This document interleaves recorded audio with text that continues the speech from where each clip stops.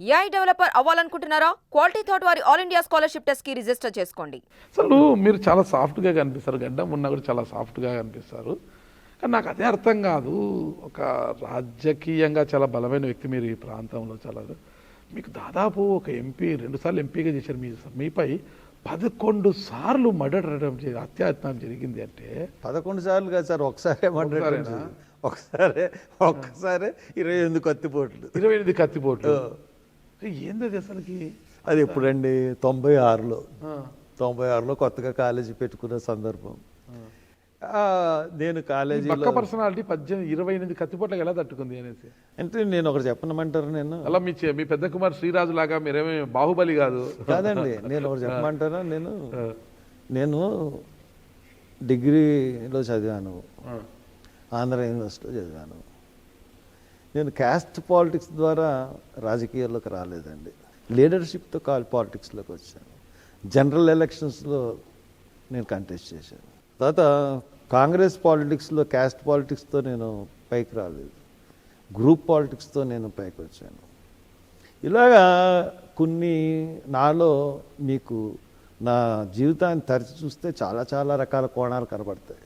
యూనివర్సిటీలో నేను ఉన్నప్పుడు మీరు నన్ను చూసినట్లయితే అసలు హర్ష్ కుమార్ని అరెస్ట్ చేయాలంటే 2-3 వ్యాన్లు వచ్చి బయట వెయిట్ చేసేవారు నా అనుమతి గురించి. అరెస్ట్ చేయాలనుకుంటే, నేను అరెస్ట్ చేయాలంటే అరెస్ట్ చేయాలి.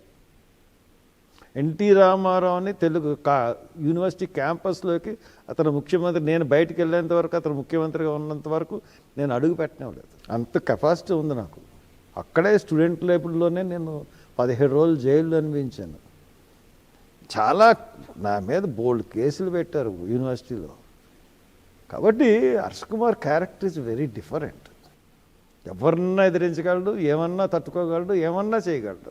కాబట్టి అంత అలాగని ఆపదలు ఉన్న ప్రతి ఒడికి సాయం చేస్తాను. మొన్న చూసారా, ఒక బ్రాహ్మణ కుటుంబం గురించి 48 రోజులు జైల్లో ఉండాల్సిన అవసరం ఏంటండి? నాకు క్యాస్ట్తో కూడా పని ఉండదు. ఆపదలు ఉన్న వాళ్ళని ఆదుకుంటాను. ఎలా ఉంది జైలు జీవితం? ఏమండి జైలు జీవితం అంటే నిన్న గంజాయి గురించి టాపిక్ వచ్చింది. గంజాయి ఒక్క విశాఖపట్నం జైల్లో దొరికిందని మీరు చూసే ఉంటారు. ఛాలెంజ్ చేసి చెప్తున్నాను, భారతదేశం మొత్తంలో అన్ని జైళ్ళలోనూ గంజాయి లేని జైలు ఏదన్నా ఉంటుందా? గంజాయి కేసులు, గంజాయి పట్టుకున్న వాళ్ళ సంఖ్య ఎక్కువ జైల్లో. ప్రతి ఓడిని వేళ గంజాయి అమ్ముతున్నాడని చెప్పి ఎవరినో తీసుకొచ్చి ఇది వినండి సార్. ప్రతి ఓడిని గంజాయి కేసులు తీసుకొస్తా ఉంటారు. ఆ జైల్లోనండి బయట ఫ్రీగా దొరకదు గంజాయి. జైల్లో మట్టుకు ఎక్కడ పడితే అక్కడ గంజాయి. సిగరెట్ దొరకదు, కానీ గంజాయి ప్రతి జైల్లోనూ కూడా దొరుకుతుంది. రాజమండ్రి జైల్లో ఇప్పుడు దొరకదు అనుకుంటున్నారా? మీరు వెళ్ళి ఎంక్వైరీ చేయండి. జైలు బయట దొరుకుతుంది, కాదండి. బయట దొరకడం అన్నది దట్ ఈస్ డిఫరెంట్. జైల్లో వ్యాపారం అండి, గంజాయి వ్యాపారం ప్రతి జైల్లోనూ. విశాఖపట్నం జైలునే కాదు, ప్రతి జైల్లోనూ గంజాయి లేకుండా లేని జైలు ఏది ఉండదు. అసలు జైలు గురించి పక్కన పెడితే రాజమండ్రి మొత్తము బ్లేడ్ బ్యాచ్కి, గంజాయి బ్యాచ్కి అడ్డా అయిపోయింది కదా? లేదు, ఇప్పుడు తగ్గిపోయినట్టుకున్నాయి. గంజాయి కూడా ఈ మధ్య ఎక్కడ కనపట్లేదు, తగ్గింది కొంత. ఒక ప్రశ్న అడగాలని ఉంది మిమ్మల్ని, కానీ పెద్దవారు. పర్లేదు అడగండి. నేనేమో మీ కుమారుడు ఇక్కడే ఉన్నాడు, అడిగితే బాగుంటుందో బాగుండదో అని ఒక సందిగ్ధం. మళ్ళీ ఏం పర్లేదు అడగండి. హర్ష కుమార్ గారు మంచి ప్లే బాయ్ అనే ఒక వార్త ఉంది. నా దగ్గరికి చాలా మంది సహాయం కోసం వస్తారండి. ఒక ప్లే బాయ్ కింద ఒకవేళ నేను జీవించినట్లయితే, నేను కాలేజీలకి ఒక చైర్మన్ కింద ఎందుకుంటాను? కాలేజీకి చైర్మన్ కింద ఉన్న వాళ్ళకి ఏ ఆడపిల్లన్నా కూతురి కిందే మాకు కనపడాలి. ఏ ఆడపిల్లైనా సరే. మీరు ఒక నిర్దిష్టమైన ఆరోపణ చేశారనుకోండి, ఫలానా అమ్మాయి ఫలానా, ఏకంగా మీరు నన్ను ప్లే బాయ్ అని వేస్తున్నారు. ప్లే బాయ్ లేదు, బయట నుంచి అదే ప్లే బాయ్ అంటే కనీసం ఒక 10-15 మంది 20 మంది. ఇప్పుడు నేను కాలేజీ చైర్మన్లో అయ్యుండి నేను పిల్లలతో నా వీడియోలు చూడండి, వాళ్ళు నా కూతురులాగే చూస్తాను. ఎంపీగా ఉన్నప్పుడు మీరు ఢిల్లీలో బాగా అది ఏమన్నా నిర్దిష్టమైన ఆరోపణలు ఉండాలి కదా. ఇప్పుడు రకరకాల ఆరోపణలు వస్తూ ఉంటాయి ప్రతి వాళ్ళ మీద. ఉన్న చెలవలు పలవ చేస్తారు. పలానా నిర్దిష్టమైన ఆరోపణ ఉందనుకోండి, దానికి ఏమన్నా సమాధానం చెప్తాను కానీ ఇటువంటి కల్పితమైన ఆరోపణలకు నేను ఏం చెప్పగలను చెప్పండి. ఫైనల్గా హర్ష కుమార్ గారి యొక్క జర్నీ ఎట్టి కాంగ్రెస్ పార్టీలోనే ఉంటుందా, అంటే ఏమైనా చెప్పలేను. పార్టీ మారుతారా? చెప్పలేను. పార్టీ మారడం అంటూ ఉండదు, కానీ రేపొద్దున ఏం జరుగుతుంది అన్నది చెప్పలేను. మీ రాజకీయ వారసుడు మీ పెద్ద కుమారుడు శ్రీరాజ, చిన్న కుమారుడు సుందర? శ్రీరాజే. శ్రీరాజు. సుందర్ ఇప్పుడు పట్టభద్రుల నియోజకవర్గం మీ ఎమ్మెల్సీ ఇద్దరం కదా? కలిపి డిసైడ్ చేసుకునే వాడిని నించోబెట్టాం. అవునా? ఓకే. శ్రీరాజు వ్యాపారాల్లో రాణిస్తున్నాడు కదా, మరి రాజకీయాలు ఎందుకు శ్రీరాజు? అందులో శ్రీరాజుకి కొద్దిగా దూకుడు స్వభావం ఉంది. అది ఉండాలి. శ్రీరాజులో ఉన్న దూకుడు స్వభావం రాజకీయాలకు పనికొస్తుందా? ఉండాలి. దూకుడు అన్నది సుందరు నెమ్మదస్తుడు, శ్రీరాజు దూకుడు స్వభావం. రాజకీయాల్లో దూకుడు స్వభావం ఉండాలండి. ఓకే. నెమ్మది ఉండాలి, దూకుడు ఉండాలి. ఈ రెండు సమన్వయపరుచుకుంటూ వెళ్ళాలి. అప్పుడే లీడర్ అవుతాడు. ఆవేశం వచ్చినప్పుడు, అన్యాయం జరిగినప్పుడు దూకుడుతనం ప్రదర్శించాలి, అడ్డుకోవాలి, ఎదిరించాలి. మనం నమ్ముకున్న ప్రజల గురించి నిలబడాలి. దాని గురించి కేసులన్నా పెట్టుకోవాలి. అన్నిటికీ సిద్ధమై ఉండాలి రాజకీయంలో. కొడుకు శ్రీరాజు కేసులు పెట్టి పోరాటంలో బాగా కేసులు పెట్టించుకుని మీకేం బాధ లేదు, ఇబ్బంది లేదు? ఎందుకు ఉంటుంది? అటు తప్పు చేసి కేసులు పెట్టుకుంటే బాధ ఉంటుంది. ఒక న్యాయం గురించి పోరాటం చేసి జైలుకి వెళ్తే సంతోషిస్తాను. చాలా మంచి తండ్రి, చక్కటి తండ్రి. శ్రీరాజుకి పూర్వజన్మ సుకృతం వల్ల మీ కుమారుడుగా పుట్టాడు శ్రీరాజు. ఓకే. అన్నండి ఇప్పుడు రాజకీయంగా ఉన్నప్పుడు మరి అన్నిటికీ ఉండాలి కదా సార్. ఇప్పుడు మన సన్నిహితులకు ఉన్నారు, వాళ్ళకి ఏదైనా వచ్చింది వెళ్ళాలి కదా. ఓకే. వాళ్ళ గురించి నిలబడాలి కదా. నేను నిలబడ్డాను కదా, నాకు మీద ఎన్నో కేసులు కదా.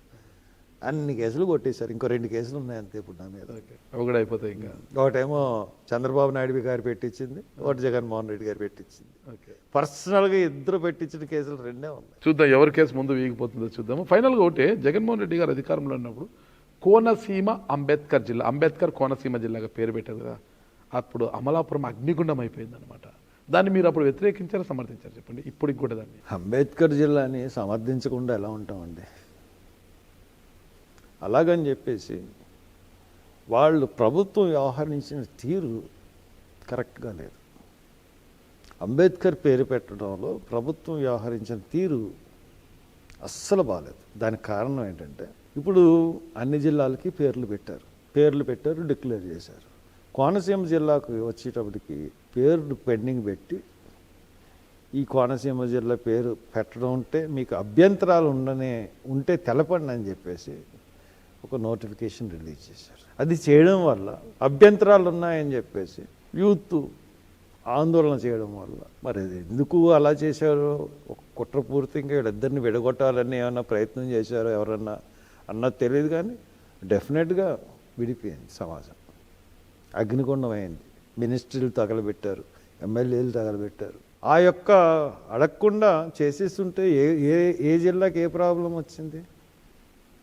ఓన్లీ గవర్నమెంట్ అడగడం వల్ల ఈ ప్రాబ్లం వచ్చింది. అడగకుండా చేసేస్తుంటే ప్రాబ్లమే లేకపోదు. అది గవర్నమెంట్ తప్పేది. సార్ ఓవరాల్గా ఎస్సీ వర్గీకరణ గురించి మీ స్టేట్మెంట్ ఏంటి, ఏం చెప్పబోతారు? చెప్తున్నాను కదండి, తప్పు. వర్గీకరణ చేయడం తప్పు. సుప్రీంకోర్టు ఇచ్చిన తీర్పు తప్పు. అది పార్లమెంట్లో చర్చ జరగాలి. సుప్రీంకోర్టు గొప్పదా, పార్లమెంట్ గొప్పదా అండి? 6 నెలలు కూడా గడవక ముందే జగన్మోహన్ రెడ్డి గారు అప్పుడే కూటమి ప్రభుత్వం పైన విమర్శలు చేస్తూ రోడ్డుకి ఎక్కుతున్నారు. ప్రతి దాని మీద ధర్నాలు, ఆందోళనలు అంటున్నారు. ఇది కరెక్ట్ అంటారా? చంద్రబాబు నాయుడు మీద ఆయన ఆందోళన, ధర్నాలు చేస్తారు, కానీ బీజేపీ మీద ఎందుకు చేయడు అని నేను అడుగుతా ఉన్నాను. బీజేపీ మీద చేయమనండి, అప్పుడు నమ్ముతాం. చంద్రబాబు నాయుడు మీద ఏముంది? కూటమి ప్రభుత్వం మీద ఏముంది? బీజేపీ మీద చేయమనండి ఆరోపణలు, ఆందోళనలు, అప్పుడు నమ్ముతాం. ఆయన ఎప్పుడు ఏ రాజకీయ నాయకుడు లేని విధంగా పవన్ కళ్యాణ్ గారు ఒక కొత్త ఒరవడికి శ్రీకారం చుట్టారు. ప్రతిరోజు సచివాలయానికి వెళ్ళడము, గ్రీవెన్స్ తీసుకోవడము, నెలలో 14 రోజుల పాటు ప్రజల్లోనే ఉంటాను ఇక అనేసి ప్రకటించారు. త్వరలో ప్రజల ముందుకు రాబోతున్నారు. అవునండి, గొప్ప మనిషి ఆయన. ఓ పక్కన తెలంగాణ గవర్నమెంట్ టికెట్లు రేట్లు బెనిఫిట్ షోలు ఏమంటే, మేము బెనిఫిట్ షోలు వేస్తాము, రేటు బట్టి, డిమాండ్ బట్టి రేటు ఉంటుంది. ఊరికినే వేస్తున్నారా? 82 పైసలు మేము దొబ్బుతున్నాము, 18 పైసలు గవర్నమెంట్ దొబ్బుతుంది అని గొప్ప స్టేట్మెంట్ ఇచ్చాడు. బెనిఫిట్ షోడ్ని వేస్తామని చెప్తూ సమర్థిస్తూ. చాలా గొప్ప మనిషి ఆయన. వచ్చిందే సినిమా పరిశ్రమను రక్షించడానికి. సినిమా పరిశ్రమ గురించి తప్పు కరెక్ట్. మరి ఆయన మరి రోడ్లన్నీ వేసేస్తా అన్నాడు, వచ్చి ఒక్క రోడ్డు వేసాడండి. కాకినాడ రాజమండ్రి మెయిన్ రోడ్ పరిస్థితి ఆ 7 నెలల నుంచి అలాగే ఉంది కదా. ఏ రోడ్డు వేశారు చెప్పానండి కూటమి ప్రభుత్వాన్ని? రోడ్ల మీద తెగ స్టేట్మెంట్లు ఇచ్చాడు కదా పవన్ కళ్యాణ్ గారు. పైగా సినిమాల గురించి డిమాండ్ బెటర్ రేట్ అంట, బెనిఫిట్ షోలు ఎన్నన్నీ ఇస్తారంట. ఓ పక్క అక్కడ పక్క గవర్నమెంటు ఒక మాదిరి చూపించి ఒక సెట్టింగ్, ఒక బ్యూటిఫుల్ సెట్ చేసి ప్రజల మీద భారం పడకుండా చూస్తూ ఉంటుంటే, ఈ పక్కన వీళ్ళిద్దరూ చంద్రబాబు నాయుడు వాళ్ళ బావమరిది గురించి, ఇతను ముఖ్యమంత్రి వాళ్ళ అన్నయ్య వాళ్ళ కుటుంబాల గురించి ప్రజల్ని దోసేయడానికి. జగన్ గారు దాని గురించి ఏం వ్యతిరేకించలేదు కదా, దాని గురించి కదా పోరాటం చేయాలి జగన్ గారు. జగన్ గురించి నాకెందుకండి, నేను మాట్లాడుతున్నాను. Who is Jagan? మధ్యలో జగన్ ఎందుకు? జగన్ మాట్లాడతాడు, మాట్లాడపోతాడు, అది అతని ఇష్టం. ఇది గుర్తుపెట్టుకోండి. Who is Jagan? భవిష్యత్తులో గుర్తుపెట్టుకోండి. డెఫినెట్గా. మీరేంటండి who is Chandrababu, who is Jagan? Okay, అసలు క్వశ్చనే లేదు హర్ష్ కుమార్ దగ్గర.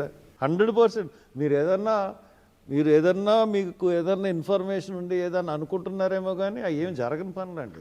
దిస్ ఈజ్ హర్ష కుమార్, అది గుర్తుపెట్టుకోండి, సమస్య లేదు. This is Harsha Kumar, Yes. Who is Jagan. Yes. అంతే, Yes. అదే నా టాగ్ లైన్, ఎస్ అదే నా థంబ్నైల్. ఎస్ ఓకే కదా, పెట్టుకోండి.